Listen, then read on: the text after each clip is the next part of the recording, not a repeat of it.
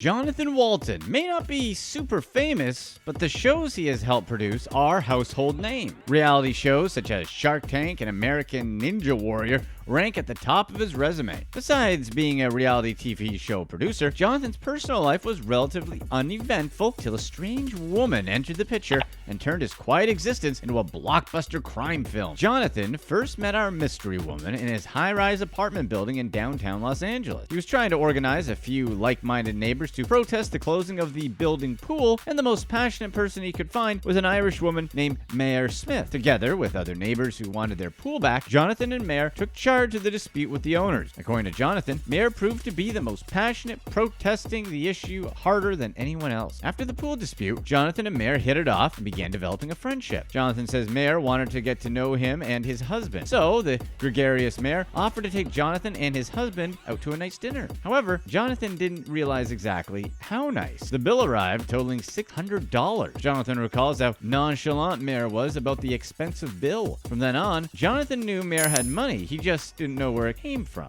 As Jonathan got to know Mair better, she gradually told him her bizarre, almost too good to be true life story and continued to shower him with gifts and fancy dinner. Mair wanted Jonathan to know she had money. Anytime they were out and something pricey needed to be paid for, Mair would whip out her card. Eventually, Mair revealed the source of her wealth. While her story might seem absurd to the average person, hearing the tale straight from a friend is much different. In Jonathan's own words, who would lie about something so specific? Mair told Jonathan in convincing detail that she is originally from Ireland, where her family is a political royalty. In her apartment, Mair showed Jonathan her framed copy of the Irish Constitution. Among the signees is her great uncle, who she claims was the former head of her family. Mair explains that her uncle is head of the family estate, which is worth 25 million euro. Of that 25 million, Mair will inherit 5 million. Mair says her uncle is close to death and his estate is being divided between her family. However, the other members of her family are not too keen on Mair inheriting her share. Jonathan recalls Mair telling him how her family perceives her as a black sheep. To them, Mair's moving to the United States, getting a regular job, and thinking independently forced a wedge between her and the family. Jonathan remembers how Mair painted a clear narrative depicting herself as a creative maverick, juxtaposed by her uptight aristocratic clan. It's unclear whether or not Mair meant her story to affect Jonathan so deeply, but it did. When Jonathan came out to his family, they disowned him. Since then, Jonathan has not been invited to any holiday celebrations by one side of his family. After hearing Mair's story, Jonathan developed a connection with his new friend. He assumed they were both the black sheep of their families and allowed the empathy to bring him closer to Mair. So close that Jonathan considered her family. Jonathan describes the trio eating dinner almost every night, even after Mair moved into a new building. Naturally, since they spent so much time together, Jonathan and Mair told each other everything about their lives, including Mair's job at a travel agency. Mair told him she worked for a travel agency in LA, but Jonathan noticed she didn't spend much time there. He recalls Mair bragging about how easy the job was, and he assumed Mair only worked at the agency to make extra spending money. However, Jonathan would later find out the real reason why Mair worked at the travel agency. Mair explained to Jonathan that she landed her easy-breezy job at the agency due to her family's connection with the business. Ever since Jonathan had known Mair, the self-proclaimed Irish heiress had been showing him text messages from barristers and family members in Ireland to prove her story. Jonathan saw plenty of texts and emails to get emotionally involved and actively invested in Mair's drama. According to Mair, if she were to be convicted of a felony, she would forfeit the inheritance. Jonathan put two and two together and explained to Mair that her family might use their connections at the travel agency to accuse her of some type of workplace crime. Jonathan says that he had seen enough news stories about husbands who knocked their wives off for million-dollar insurance policies. However, Mair did not heed Jonathan's warning and continued working at the travel agency. Sure enough, Jonathan answers a frantic call from Mair. The agency has accused her of stealing $200,000. The phone call came from a local jail where Mair, who brushed off Jonathan's warning as far-fetched, was desperately looking for someone to bail her out. Jonathan didn't hesitate to fork out $4,200 to get his best friend out of jail under the assumption she would pay him back upon her release. She trusted that his rich friend would pay her debt, and she did. As soon as Mair was released on bond, the supposed Irish heiress paid Jonathan back in full. From then on, Jonathan's trust in Mair was firmly cemented in his psyche, at least until the trial. After bailing Mair out of jail, Jonathan felt like a knight in shining armor. He felt determined to help his friend defeat her snotty family and claim the 5 million euro superhero inheritance that was rightfully hers. But if victory was to be obtained, Johnathan had to help Mair win her trial. Before any court dates were set, Mair jumped right back to normal life, moving into a new $6,000 per month apartment building and restarting their fun-loving relationship. Despite Mair's best efforts, life would not normalize itself so easily. The $6,000 per month apartment proved to be an irresponsible choice after all of Mair's income stopped coming in. Nevertheless, rent was due, and Johnathan, still enveloped in his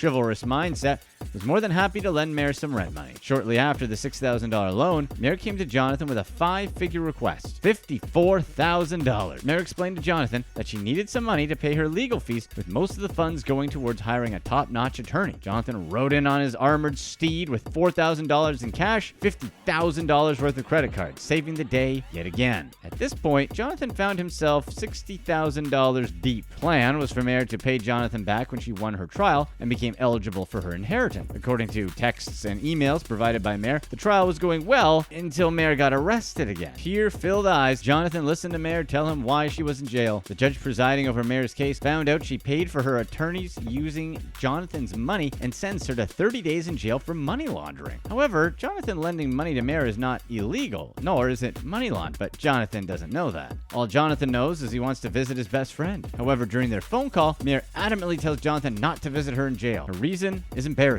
She doesn't want Johnathan to see her in jail. Out of loving defiance, Johnathan decides to visit her 2 weeks into her sentence. Then Johnathan logs on to a city website to schedule a visit. He first has to find and select which inmate he wants to see on a kiosk screen. He looks up her jail profile, which includes basic information like her name, age, and criminal info. Mair's crime should have been money laundering. Instead, Johnathan found himself reading the word grand theft felony. Johnathan says he felt heat rushing over his body as he realized his friend lied to him about the 30-day money laundering sentence. Johnathan left the jailhouse and went into detective mode. Former TV reporter sifted through case records and discovered that $54,000 had paid for a different kind of legal fee, a plea bargain for a 6-figure embezzlement. Mair had actually stolen $200,000 from the travel agency, and she pled guilty to it. Prosecutors negotiated a deal with Mair, spent 30 days in jail, cough up some cash, and the state would forgive her. In the plea bargain, Johnathan found out that the $54K he loaned to Mair was used as part of the plea bargain with prosecutors. He also learned that only $40,000 was necessary to meet the bargain requirements. Johnathan spent the rest of the day crying on his husband's shoulder. Once the shock wore off, Johnathan knew the next step was to confront his Irish friend with the newly found truth. Johnathan picked up Mair from jail on the day of her release, pulled up in his car, pressed record on his phone, and led his former friend into the passenger seat of his car. The conversation began with Johnathan revealing his newfound knowledge and Mair tearfully